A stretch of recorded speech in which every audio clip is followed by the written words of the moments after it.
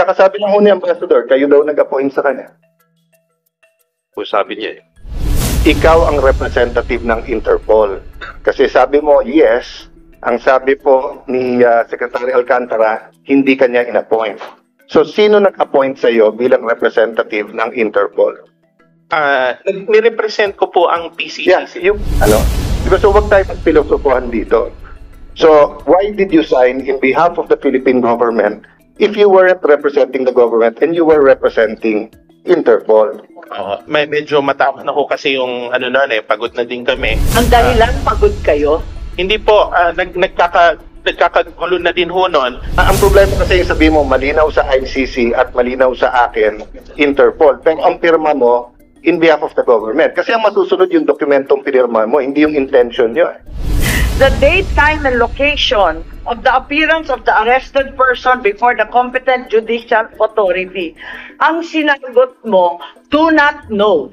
Paano hindi mo alam? Samantalang nandun ka sa airport na hanggang sa Villamor, hanggang sinakay sa aeroplano. Bakit hindi mo alam? Sinabi dito, before the competent national judicial authority. So, ibig sabihin Pilipino. Husgadong Pilipino, tama ba? Judicial authority. Hindi mo rin alam? Kasi sabi dito, do not know eh. Ayun po yung sinagot ko kasi I was waiting that time. Hindi mo alam eh. Alam mo, mula nung dumating na talaga naman hindi pinayagan. Makita yung abogado, hindi pinayagan pumunta sa Pilipinong husgado. Hindi pinayagan lumabas. Bakit mo sinasabing do not know? Nandun ka, nakababad ka, hanggang sa Hague, nandun ka eh. Ambassador Lacanilaw, number 10, did the arrested person receive legal assistance during national proceedings?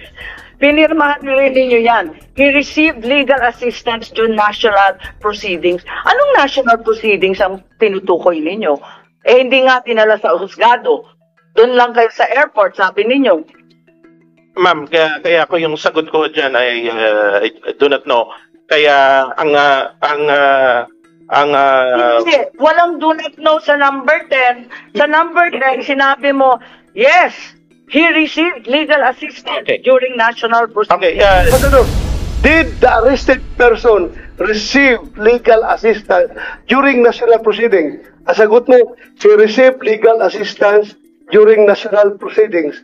So, ibig mo sabihin, yung national proceedings na sasabi mo dito, yung pag-serve ng warrant? Serve ng warrant din also legal assistance kasi kasama ko niya yung tatlong abogado niya. Ay, ganon. Pati yung competent national judicial authority, si General Torre na lang yon. Wala ho kasi And then, liwanag competent national judicial authority. Sino naman yun? Wala naman doon kundi police. Right. Yes, Senator. Pa-clarify lang, factual lang, Ambassador Lacanilaw. So, you were there to oversee?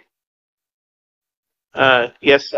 You were, when you say there, you were in Villamor. The airport. The airport. Then,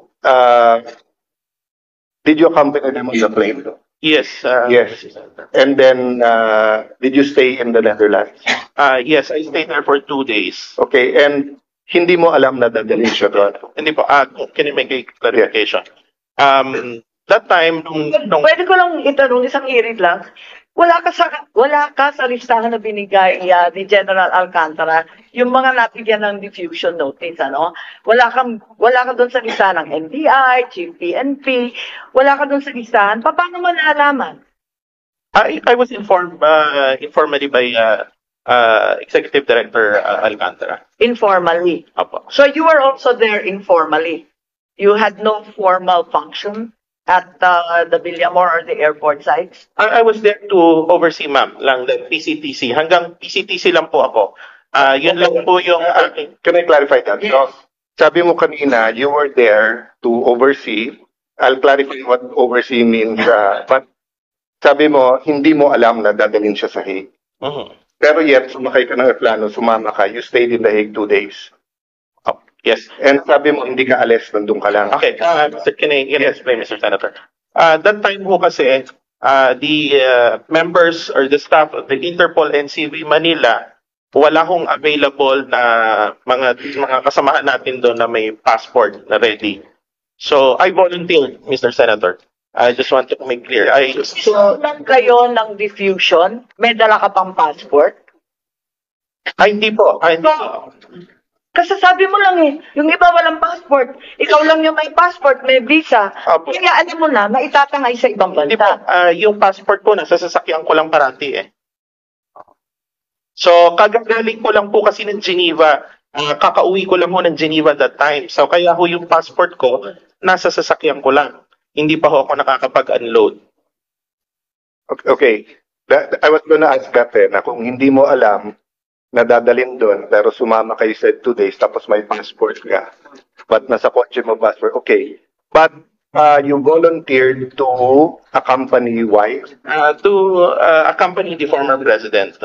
Because kailangan, what was the reason? Sabi mo, yung mga kasamahan mo, walang passport. Hindi po. Wala po akong sinabing kasamahan ko walang passport. Wala pong passport that time, yung mga PCTC Okay.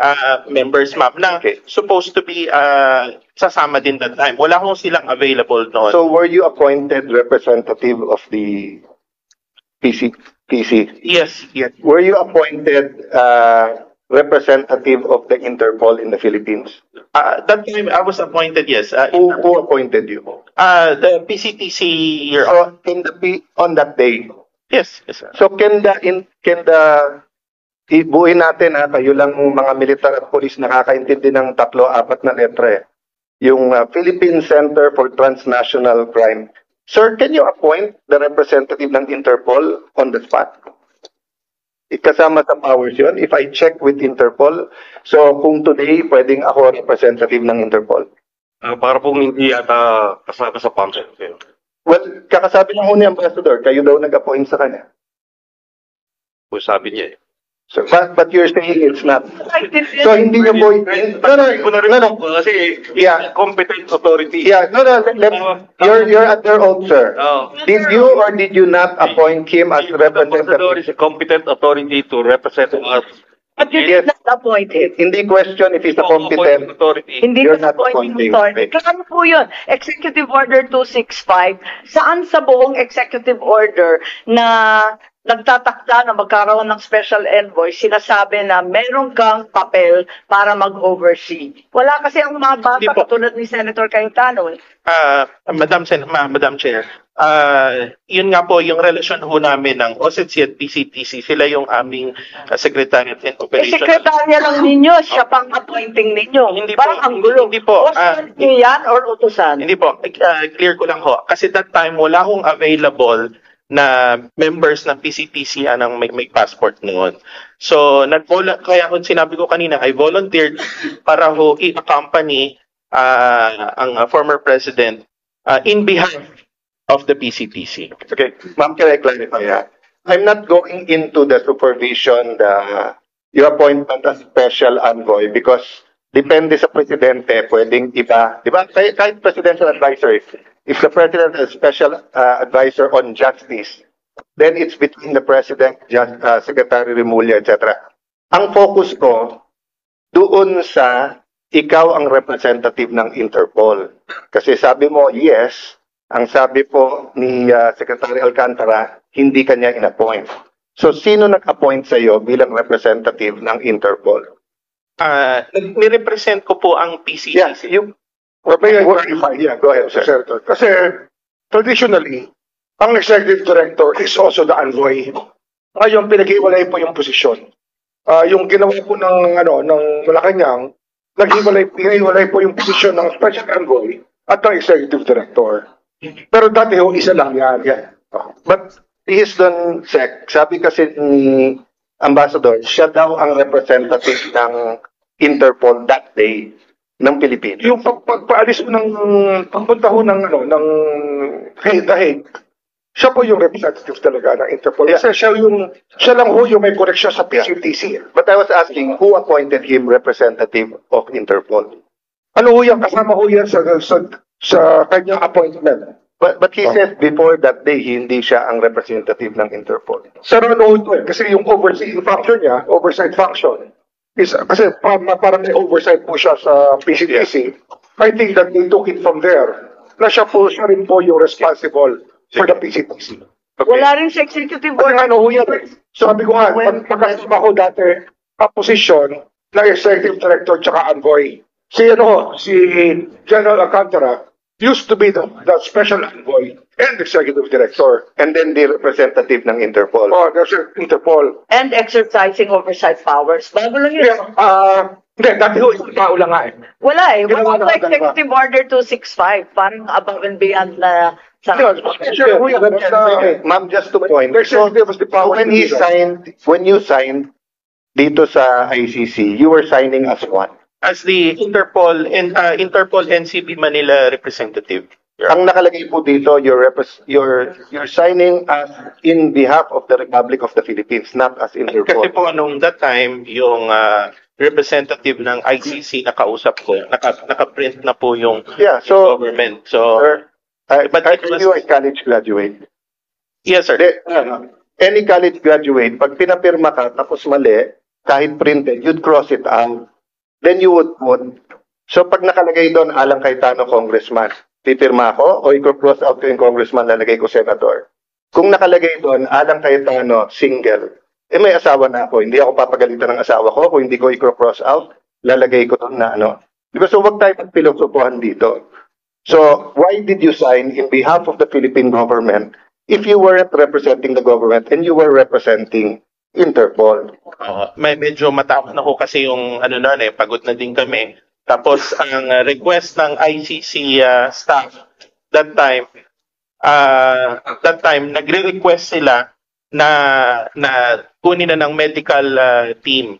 Hindi ko kasi ma-perform yung medical assistance to the former president. Yun ho yung dahilan yan. Ang dahilan, pagod kayo. Hindi po, nagkakagulo na din ho nun. Mataas na din po yung sitwasyon. Pakisabi ng totoo. Opo. We're all under oath. Yes, ma'am. Ang mataas na Paliwanag mo maigi. Representative ka ba ng Pilipinas or representative ng Interpol? Pipili ka lang. represent ko po ang Interpol NCB Manila. So mali itong papel na to. Sa akin. Yun hong, Kasi nag-iiba. Isa Kasi sinungaling, po, isa totoo. yun hong clear ho sa ICC. Pwede ko linawin lang. Siguro, hayaan muna natin. Hayaan natin na ipaliwanag. Alam naman niya eh. Alam ko kasi ng malinaw ho sa pag-uusap namin ng ICC staff na I represent Interpol NCB Manila. Pero hindi maliwanag dito sa nakasulat. Government of the Republic of the Philippines. It's part of the government, ma'am.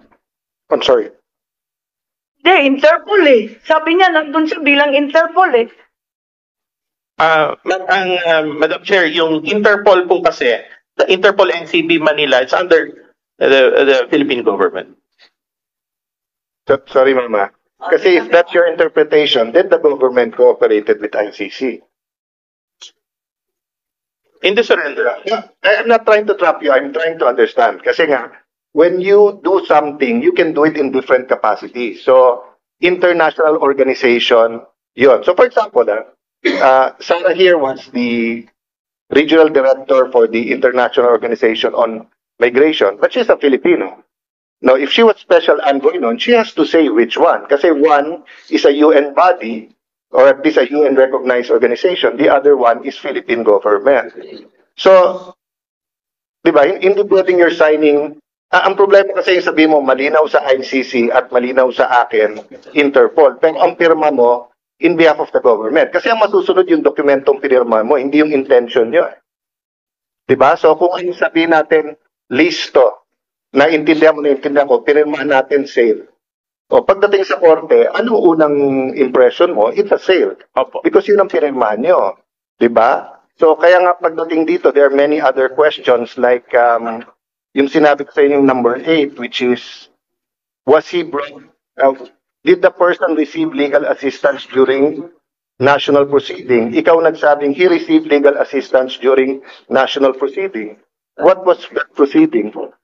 No, Your Honor, Sa Mr. Senator. Ambassador, ang dami-dami mong pinirmahan dito tungkol sa doktor, tungkol sa immediate family, tungkol sa legal counsel. Lahat to sinang-ayunan mo. Lahat ito hindi totoo. Hindi po. Kasi pagod na po kayo. Hindi po. Kung maaari ho ma-explain ko. Una, yung tinatanong nyo regarding ho dun sa... Kasi that time, I was waiting for the official certification from the Department of Justice.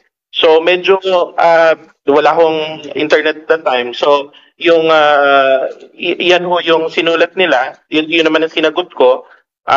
So, nung after few minutes, nag-request ako ng internet na binigay ko sa ICC yung certification from the Department of Justice. Sino nagsulat yan? Kaninong handwriting yan? Kasi parang naiba sa sulat mo. Ma'am, sa ICC, ma'am.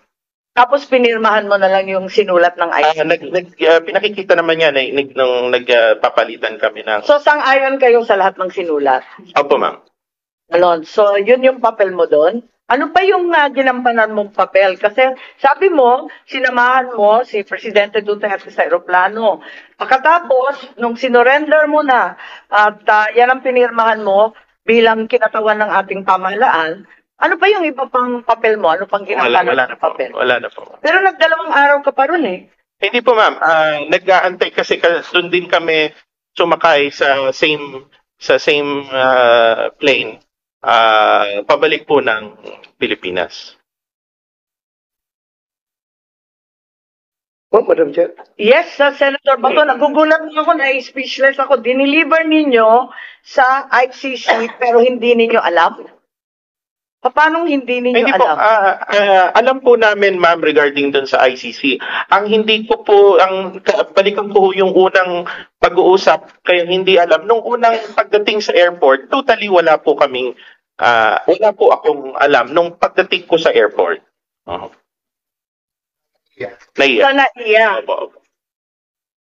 Madam, Yes, Senator Bato. pwede mo laman, Ambassador, kung kailan ka appoint as special envoy? Right? July 2024, Mr. Senator. Alam ninyo, gusto ko lang tignan yung pinirmahan mo kasi maraming kabulastugan dito. Hindi ko maintindihan. Yung number 8, kung maipakita nga sa screen, the date, time, and location of the appearance of the arrested person before the competent judicial authority. Ang sinagot mo, do not know. Paano hindi mo alam? Samantalang nandun ka sa airport na hanggang sa Villamor, hanggang sinakay sa aeroplano. Bakit hindi mo alam? Hindi po. Yung number 8 po, that time, kagaya ho na sinabi ko kanina, I'm just waiting for the certification from Department of Justice. Yung certification, dumating pa ng March 12 eh. Hindi po. Dumating po on the same day, almost 10 minutes. Pakita sa amin kasi yung certification na binigay ng DOJ sa amin March 12 ang nakasulat. Yun po yung certification na binigay ko po. Yung date lang po, siguro kasi that was March 11. Pero yung... date, time, and location. Opo. Yung certification ho na yon na-send ho sa akin nung nandun kami mismo, nasa aeroplano pa, na paglapag ho namin sa Hague. At sinabi dito, before the competent National Judicial Authority. So, ibig sabihin Pilipino. Husgadong Pilipino, tama ba? Judicial Authority. Hindi mo rin alam? Kasi sabi dito, do not know eh. Ayun po yung sinagot ko kasi I was waiting that time. Bakit hindi mo alam eh? Alam mo, mula nung dumating na talaga naman hindi pinayagan. Makita yung abogado, hindi pinayagan pumunta sa Pilipinong husgado. Hindi pinayagan lumabas. Bakit mo sinasabing do not know? Nandun ka, nakababad ka, hanggang sa Hague, nandun ka eh. Ma'am, that time, nandun po yung mga abogado niya. In fact, 3 po yung abogado. Hindi, walang abogadong sinasabi sa number 8 na pinirmahan mo before the competent National Judicial Authority. Ang sinabi mo, hindi mo alam. So, yun ho kasing certification, yun details, nandun po sa DOJ certification. Yun ho yung inaantay ko that time. Medyo nagkaroon lang ho ng delay nung sa pagpasok kasi sa problema ho sa internet. Ano? Kailan dumating yung DOJ certification? On the same day po, nung nasa aeroplano kami. Iyan po, after po ng sign, kasi hindi ko makapasok. Ito ba ang nakadate? Parang nagugulat ako. March. Opo. Nagugulat. Hindi po, Madam Chair. Pumasok po yung certification on the same day. Medyo nagkaroon lang. March 12 ang nakasabi. Paano mo natanggap? Excuse me, yung nagko-code, nahihirapan po kami. I think the best person to answer that would be Abogado po the kayo. person who issued the certification is here. Yes, I think Prosecutor Fadulion, we're referring to the same certification of March 12. Is that correct? That is correct, Madam Chair. And it was sent to Ambassador Lacanilao when and where? If I may just be allowed to explain that.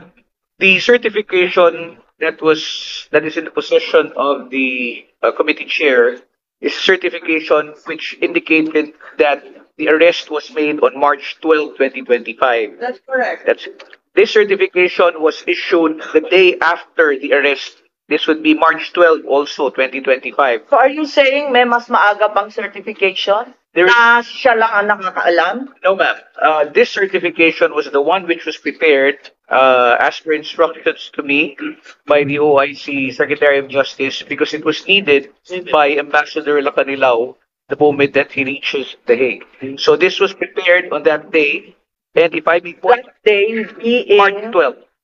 March 12. March 12. Hindi pa rin tumutugma yung oras. Yes, ma'am, may konti hong inadvertence dito kasi the date March 12 here refers to the time of the arrest when in fact the arrest was actually March 11, 2025 at approximately So hinabol lang 11:44. ninyo yung certification after the fact? No, ma'am. This was the first certification that was issued because this was the one that was needed by Ambassador Lacanilao. We So corrected this after you pointed it out that when we reviewed it again and we saw that the date indicated for the arrest was March 12 instead of March 11.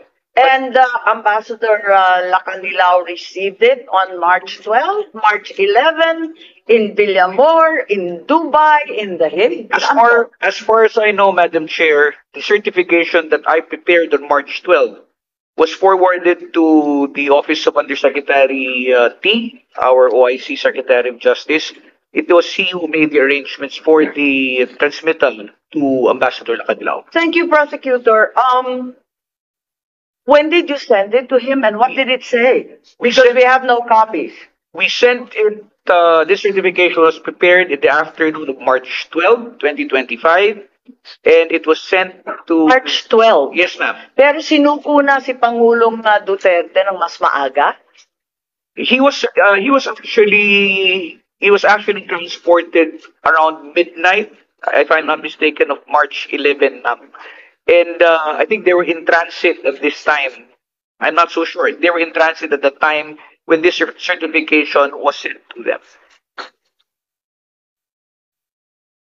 Pwedeng isulat yan at bigyan kami ng kopya nung sinasabi mo o ito pa rin? Yes, I can furnish you a copy. Ito pa rin, yung March 12 pa rin? Yes, ma'am. Siya pa rin? Sinong siya pa Yung rin? sinasabi na yung aresto is March 12, not March 11? Yes, ma'am. Yan pa rin, yung mali-mali na yan? Yeah, ito pong pagkakamali nito which was eventually corrected po. Opo. Okay, we'll go back to that later. But Ambassador, when did you receive this? Nung yung time ho ng pagdating namin ng Hague, dumating yung ICC representative. Hindi ho kasi pumapasok mabuti yung messages namin with USEC-T dahil mahina ho yung net namin doon. And after 10 minutes na ma-sign po na ma-answer yung number 8 question, nakuha ko na. So I immediately sent the copy to the ICC representative. Yung mali na March 12. Tama? Mali eh. Yung kopya pong galing sa Department of Justice that time. Pero walang nakasabi dun sa certification. Kahit tanggapin ko na nagkamali, nag-typo sa date. Ang problema, wala naman sinasabi that he was delivered to a competent judicial authority to which you signed. Sabi mo, talagang na-deliver to a national competent judicial authority. Pinirmahan mo competent National Judicial Authority. May Yes po. Kasi kagaya ko na sinabi ni Justice Ascuna kanina, Oo. sa sistema kasi ng ICC, ang prosecution po ay kasama sa korte. It's part of the court. Kaya yun po yung lumalabas kasi nga, like the Prosecutor General is competent judicial authority in the understanding of the ICC. Secretary Remulla, it's very, very clear. Competent National Judicial Authority. There's nothing mysterious or equivocal about the sentence. Yung nga ho yun eh. National, Yung national equivalence kasi, Filipino yung po. equivalency po, ang sinabi siguro ng ICC sa kanya, prosecutor, prosecutor certification, I don't really know their conversation, but you know, lumalabas, kasi nga, hindi na matatanggapin ng ICC yan, kung hindi na na-issue ng prosecutor yan eh. Kasi sa under the system, ang prosecutor is part of the court. Parang nakakatuwa naman yung sagot na yan. Pero sige na lang. Ambassador Lacanilaw, number 10, did the arrested person receive legal assistance during national proceedings? Pinirmahan rin ninyo yan. He received legal assistance during national proceedings. Anong national proceedings ang tinutukoy ninyo? Hindi nga tinala sa husgado. Doon lang kayo sa airport, sabi ninyo. Ma'am, kaya ko yung sagot ko dyan ay I do not know. Kaya Hindi, walang do not know sa number 10. Sa number 10, sinabi mo, yes, he received legal assistance during national proceedings. legal assistance Ano kabulastugan lang ma'am, ito? legal assistance kasi po that time ang pagkakaintindi ko kasi nandoon yung tatlong lawyers niya nung Tatlo, former ES Mijaldea, his wife, and Attorney Delgra. Madam Chair, legal assistance during national proceedings. May national proceedings ba doon sa Villamor? Na sinasakot yung tatlong abogadong sinasabi mo? Legal assistance and serving of warrant. Ang nakasabi dito, did the arrested person receive legal assistance? Basahin po ninyo nandyan. During national proceedings. He received legal assistance during national proceedings. Ang sabi po ninyo. Service of warrant, ma'am. National proceedings. Yes, ma'am. Yan ang pagkaintindi mo. Yes, Senator Bato, please. ibig mong sabihin, yung to impress upon us that yung service of warrant is a national proceedings. Yan yung gusto kong Ma'am, that's an extradition form kasi. Sir, it's an extradition form. Ang lumalabas kasi rito, case of first impression din po sa ICC na may nag-surrender po sa kanilang tao. Hindi pa ho nangyayari ito eh. I think it's something that even the ICC, Yes, tama ka. they don't know how to react to it. Balikan ko lang yung nakasulat. Tatanggal, nawala. Ibalik mo nga. Ibalik mo. Very clear mo nito, Ambassador. Did the arrested person receive legal assistance during national proceedings? Ang sagot mo, he received legal assistance during national proceedings. So, ibig mo sabihin, yung national proceedings na sasabi mo dito, yung pag-serve ng warrant. Serve ng warrant din also legal assistance kasi kasama ko niya yung tatlong abogado niya. Ay, ganon. Pati yung competent National Judicial Authority, si General Torre na lang yon. Wala ho kasi kung And then, liwanag competent National Judicial Authority. Sino naman yun? Wala naman doon, kundi police. Madam Chair, may I? Yes, Senator. Ano ho kasi, yung lumalabas ho kasi rito, talagang, even the ICC, the form that they use is for extradition purposes. Makikita po naman judicial authority, kasi yun ho talaga experience nating lahat. This is the first time na may nag-surrender po sa kanila. Then they don't even know our domestic law. Kaya po, this is a way to patch things up. Kaya nga nung nag-require ng certification, umubra po yung certification ng Department of Justice, ng Prosecutor General, kasi yun po yung understanding nila ng situation. Pero that's an extradition form, kaya ang mga tanong po dyan is for extradition, not for surrender. Pero kung extradition yung form mismo ng ICC, dapat nasundan yung extradition na process. May competent National Judicial Authority. Mismo yung ICC, inaalma pala na hindi ito extradition. Madam Chair. Yes, Senator Just Cayetano. some points. I understand, SOJ, where you're going, but ang problem ko kasi yung pumirma yung representative supposedly ng bansa. Kasi from the start, information on the surrender and transfer yung title nung form. But as you said, kasi extradition is a form of surrendering, diba? Pero hindi yun ang sinunod natin. So ang understanding ko kasi, very strict din yung ICC sa human rights. Kasi precisely nga, it's a court that based everything on human rights. So they want to make sure with the form that we followed human rights. Okay.